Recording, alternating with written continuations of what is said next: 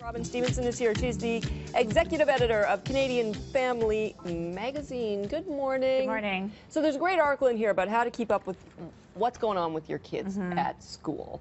Right. Because you get the midterm report around, what, March? Yes, a couple weeks ago. Yeah.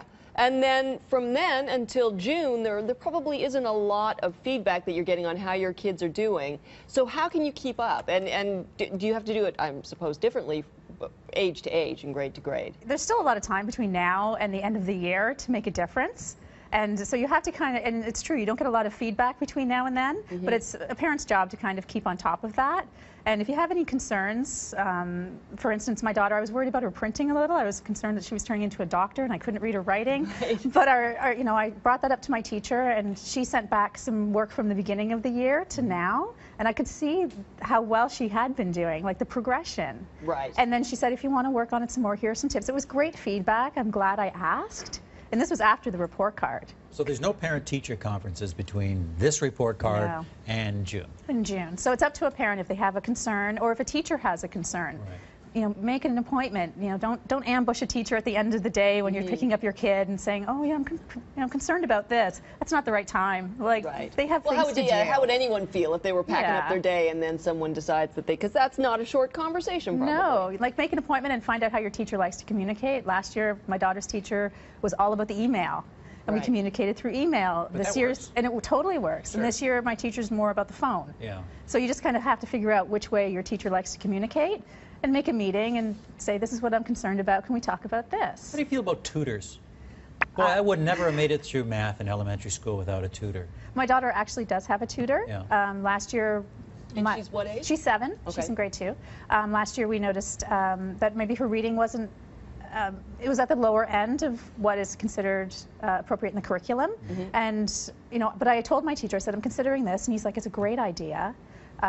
Let's work on it together. This is kind of what we're working on. And, you know, if you are going to get a tutor, these are the things to bring up.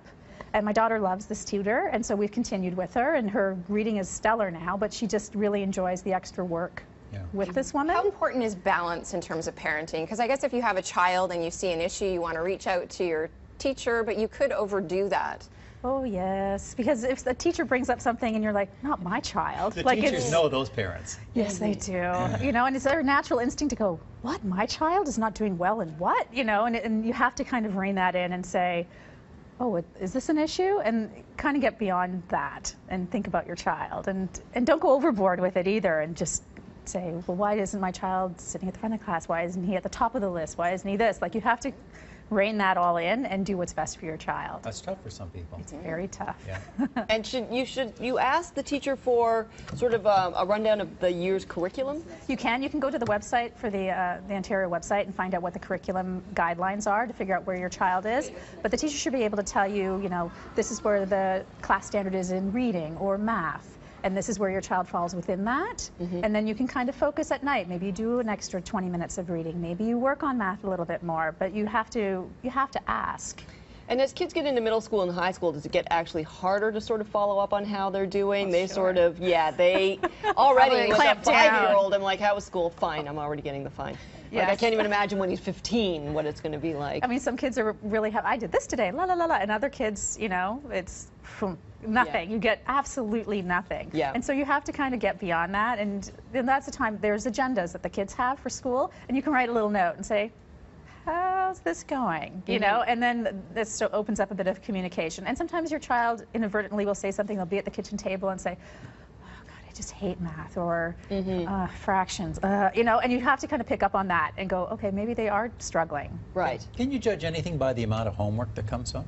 No, teachers give very different homework.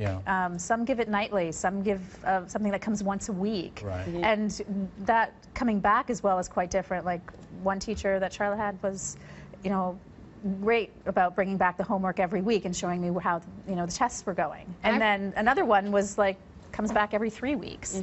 So. And there's also parents too, aren't there, that actually want more homework because they think it's a sign that their child is doing well? Yes, like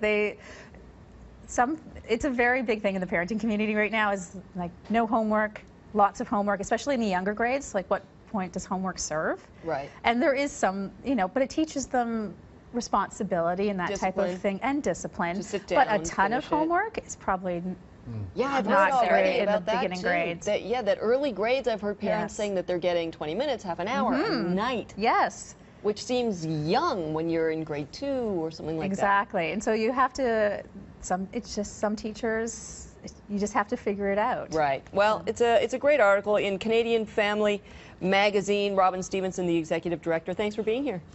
Thank you.